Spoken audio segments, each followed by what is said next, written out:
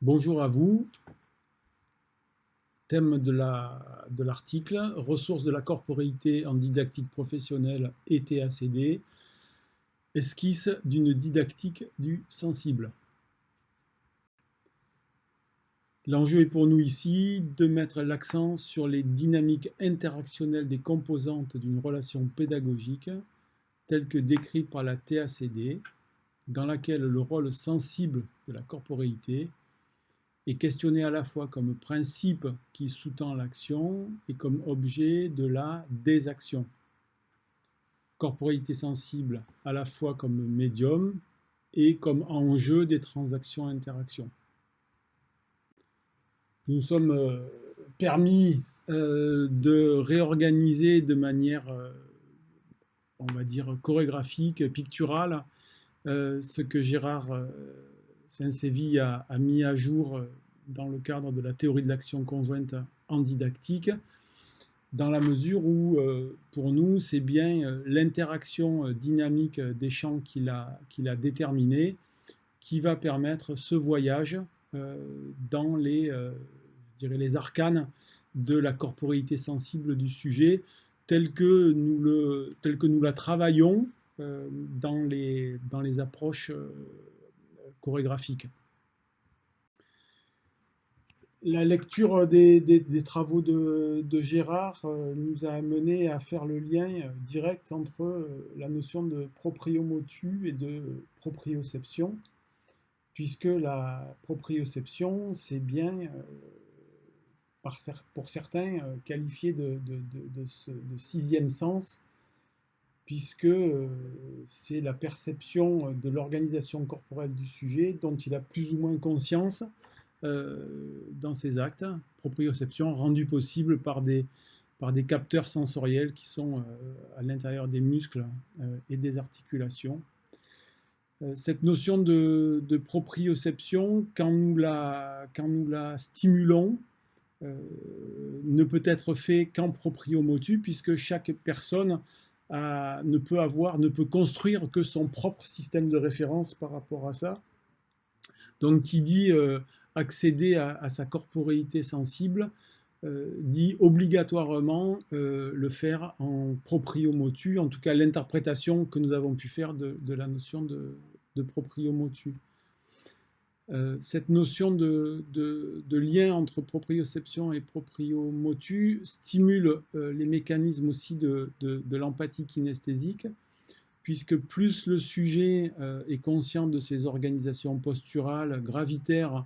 en lien avec son système émotionnel, plus il est en capacité d'entrer dans une interaction stimulante, adaptable, qui s'adapte à la réalité, enfin, aux possibles réalités de l'interaction avec un autrui. Dans cette dynamique-là, des précédents travaux que nous avions conduits avec Grégory nous ont amené à mettre à jour en 2018 le principe d'une matrice commune, source des langages verbaux et non verbaux. Le présupposé est que nos intentions, notre perception sensible sous-tend nos propos comme sous-tend notre posture. Nous avons éclairé ça par les travaux tout d'abord de Lev Vygotsky dans Pensée et langage, qui place la notion de l'interpsychique en amont de la dynamique de l'intrapsychique, puisque l'enfant exposé aux paroles de ses parents est touché en fait par les mécanismes de l'empathie kinesthésique, en fait par l'état émotionnel des parents, et que peu à peu, c'est bien ces états émotionnels que l'enfant va encoder sur un plan langagier. Donc ces travaux-là nous ont vraiment éclairés et sont venus renforcer les travaux d'un grand homme de théâtre, de Grotowski, voire les éclairer, puisque tout le travail de Grotowski aura été de conduire les gens à cette matrice commune, afin qu'en fait, que le langage parlé découle du langage corporel. Et que là, on est vraiment dans une grande proximité avec les principes du pédagogique, en tout cas tels que nous les avons interprétés à la lecture de la théorie de l'action conjointe en didactique. Ces dimensions-là sont aussi étayées par les travaux de Michel Bernard, entre autres dans un petit ouvrage qui s'appelle Le corps, et qui est venu aussi renforcer nos intuitions et nos démarches. Il est certain que rentrer dans un processus de proprio motu, en tout cas tel que nous l'abordons dans la dynamique des ateliers en danse, ne peut fonctionner que par une perception de la temporalité comme une ressource. Et à cet endroit-là, il est important de pointer le lien qu'il y a entre un temps chronologique, un chronos, qui peut-être suppose certaines étapes, et au sein duquel le travail se fait fondamentalement sur la notion d'un kéros, c'est-à-dire le moment opportun, le bon moment dans lequel la consigne va s'adapter, va se réajuster en fonction de la réponse au jeu didactique mis en place, que l'on perçoit soit de l'acteur du jeu, soit des co-acteurs du jeu didactique. Il est clair que la notion pour nous de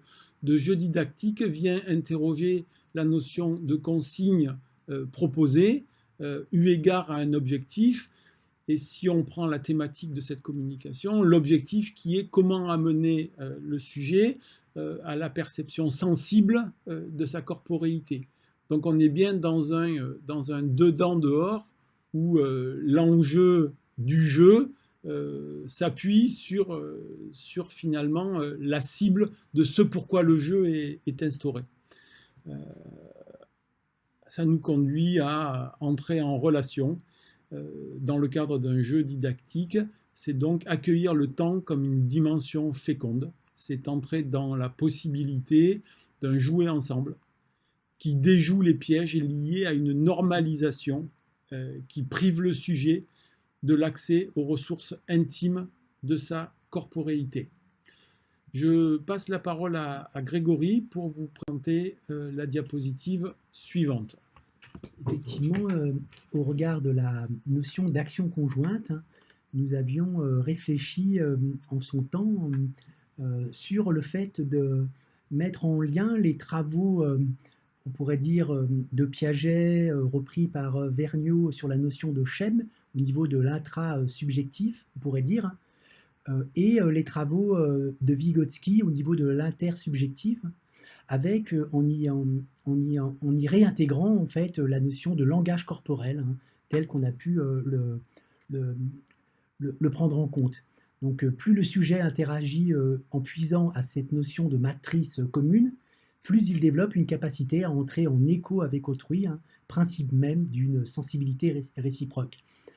Donc bien évidemment, cela mobilise par exemple, si on se réfère à Rabardel 1999, les notions de schème, repris donc du côté de Vergniaud, mais en donnant au schème un aspect culturel, donc le schème d'usage, qui va être culturellement, historiquement situé, qui va devoir être repris par le sujet, je dirais, pour qu'il puisse à la fois le mettre à sa main, mais aussi le mettre en situation, mais on pourrait dire non seulement le mettre à sa main, mais le mettre à son propre corps pour que le sujet se l'approprie de manière plus ample et de manière plus sensible. Voire en proprio motu. Exactement. Nous pouvons partager avec vous l'exemple d'un atelier dont l'enjeu met en avant la nécessité pour l'animateur, l'accompagnateur, de se connecter aux propres ressources de sa corporéité sensible pour accompagner les personnes avec lesquelles il interagit, pour se rapprocher, se connecter aux ressources de leur propre corporéité sensible. Ce qui nous permet de réintégrer